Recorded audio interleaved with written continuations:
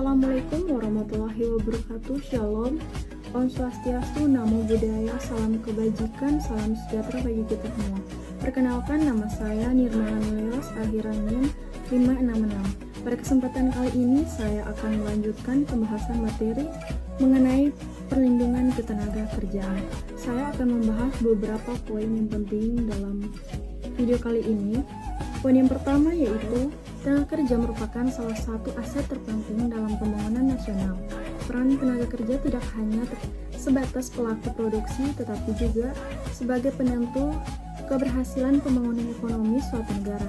Oleh karena itu, negara berkewajiban memberikan perlindungan terhadap tenaga kerja agar hak-haknya terpenuhi dan kesejahteraannya terjamin. Perlindungan tenaga kerjaan mencakup upaya untuk menjamin hak-hak dasar pekerja, meningkatkan kesejahteraan, serta menciptakan kondisi kerja yang aman, adil, dan manusiawi. Dalam praktiknya, berbagai permasalahan ketenagakerjaan masih sering terjadi, seperti eksploitasi tenaga kerja, tidak kesesuaian upah, dan standar minimum diskriminasi di tempat kerja, hingga lemahnya jaminan keselamatan kerja. Kondisi ini menunjukkan bahwa implementasi peraturan perundang-undangan di bidang ketenagakerjaan sepenuhnya berjalan efektif.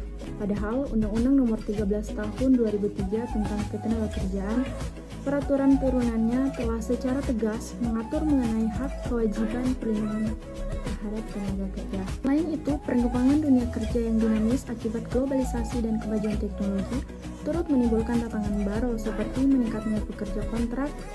Situasi ini menuntut pembaruan sistem perlindungan tenaga kerja agar tetap relevan dengan kebutuhan zaman tanpa mengurangi hak-hak pekerja. Oleh karena itu, diperlukan pemahaman yang mendalam mengenai konsep, dasar hukum, serta bentuk-bentuk perlindungan ketenagakerjaan yang berlaku di Indonesia. Secara umum, perlindungan tenaga kerja berarti segala sesuatu berupa tindakan kebijakan atau regulasi yang ditunjukkan untuk melindungi hak, keselamatan, kesejahteraan, dan martabat tenaga kerja dalam hubungan kerja agar tidak menjadi korban dan praktik yang merugikan atau tidak adil. Dalam Undang-Undang Nomor 13 Tahun 2023 tentang Ketenagakerjaan, dalam pertimbangan maupun dalam pasal pengantar disebutkan bahwa perlindungan terhadap tenaga kerja dimaksudkan untuk menjamin hak-hak dasar pekerja, serta menjamin kesamaan kesempatan dan pelaku tanpa diskriminasi atas dasar apapun dalam rangka mewujudkan kesejahteraan pekerja dan keluarganya.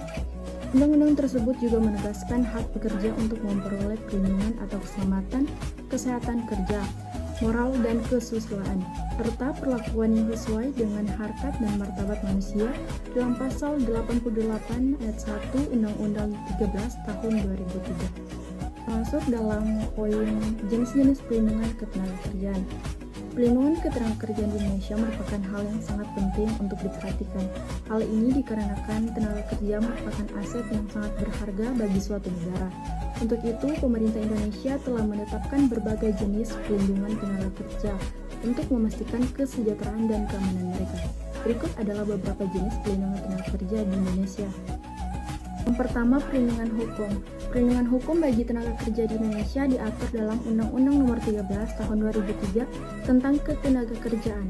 Undang-undang ini memberikan perlindungan terhadap hak-hak tenaga kerja seperti hak atas upah, hak atas cuti, hak atas jaminan sosial, dan hak atas keselamatan dan kesehatan kerja. Selain itu, terdapat juga peraturan perundang-undangan lain yang mengatur perlindungan hukum bagi tenaga kerja seperti Peraturan Pemerintah tentang Keselamatan Kerja.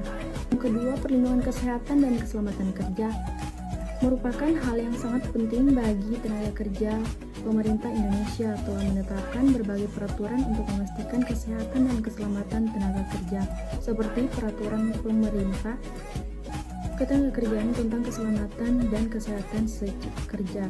Selain itu, perusahaan juga wajib menyediakan fasilitas kesehatan dan keselamatan kerja bagi tenaga kerja, seperti perlengkapan keselamatan kerja, pemeriksaan kesehatan berkala, dan pelatihan keselamatan kerja. Yang ketiga, perlindungan upah.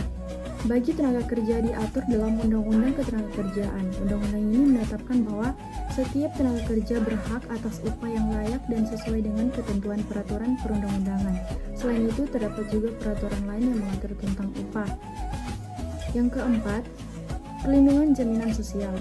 Perlindungan jaminan sosial bagi tenaga kerja diatur dalam Undang-Undang Nomor 40 Tahun 2004 tentang Sistem Jaminan Sosial.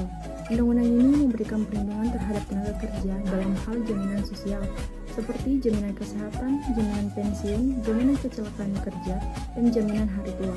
Selain itu, pemerintah juga telah menetapkan berbagai peraturan terkait dengan jaminan sosial, seperti peraturan pemerintah tentang program jaminan kesehatan sosial. Yang kelima, perlindungan terhadap anak buruh. Perlindungan terhadap anak buruh diatur dalam Undang-Undang Ketenagakerjaan Nomor 23 Tahun 2002 tentang perlindungan anak. Undang-undang ini melarang penggunaan anak sebagai tenaga kerja yang di bawah umur diterapkan. Selain itu, terhadap juga peraturan lain yang mengatur perlindungan terhadap anak buruh, seperti Peraturan Menteri Ketenagakerjaan tentang perlindungan anak dalam pekerjaan yang berbahaya.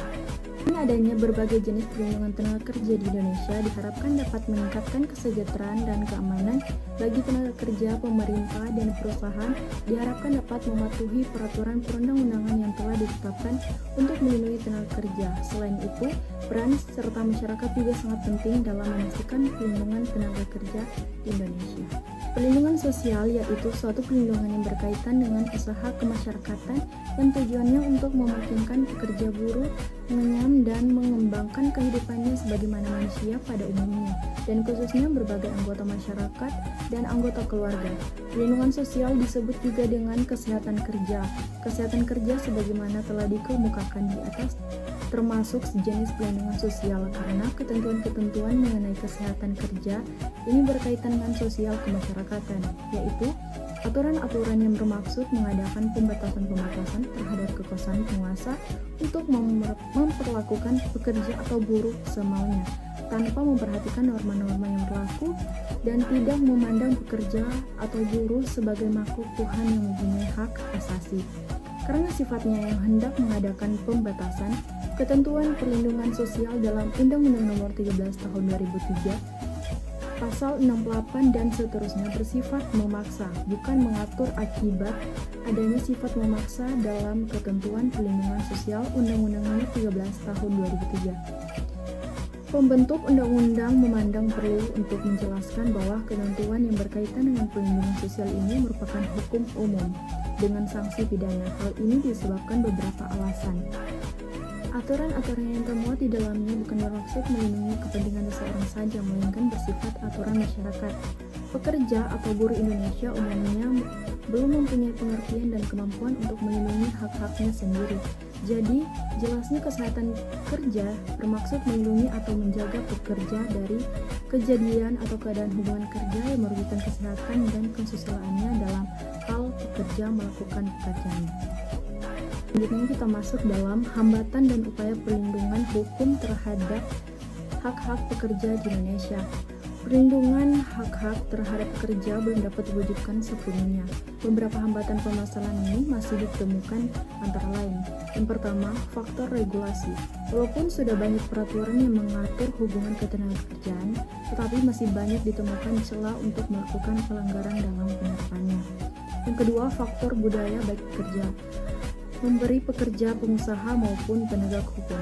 Pengusaha atau pemberi kerja belum memahami benar betapa berartinya peran pekerja bagi perusahaan, di mana kepentingan harus benar-benar dilindungi. Yang ketiga, walaupun secara teoritis pemberi kerja dan penerima kerja seimbang kedudukannya, namun dalam praktiknya berbeda. Masih sering ditemukan posisi-posisi pemberi kerja dengan pekerja berada dalam posisi tidak seimbang. Pemberi kerja berada dalam posisi yang kuat, sedangkan pekerja atau buruh sebagai yang membutuhkan pekerja berada dalam posisi yang lemah, sehingga cenderung menuruti syarat yang diajukan oleh pemberi kerja. Hal ini sering menimbulkan masalah ketenagakerjaan, bahkan berujung sampai pengadilan. Yang keempat, kemampuan dari pihak perusahaan dalam pemenuhan hak-hak pekerja. Misalnya, kemampuan dalam hal finansial belum mengikut sertakan para pekerja ke dalam program jaminan sosial tenaga kerja atau BPJS. Untuk mengatasi permasalahan yang di atas, maka dibutuhkan beberapa upaya antara lain yaitu Untuk mewujudkan hubungan kerja yang adil bagi para pihak dibutuhkan intervensi pemerintah dengan membuat regulasi yang lebih memadai, pengawasan dan penegakan hukum lebih ditingkatkan. Perlindungan hukum diberikan bagi pekerja atau buruh untuk mendapatkan haknya.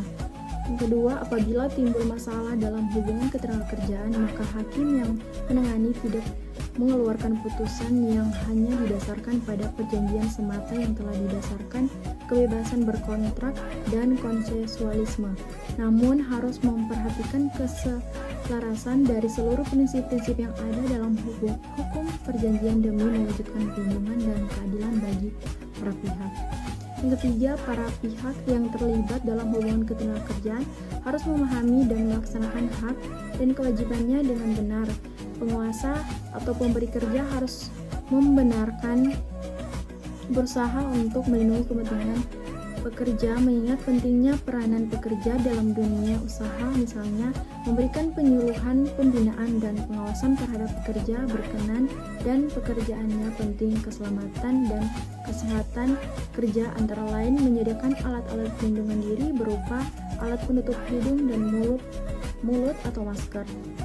Demikian pembahasan materi mengenai perlindungan ketenagakerjaan. Terima kasih atas perhatiannya. Mohon maaf bila ada kekurangan. Terima kasih.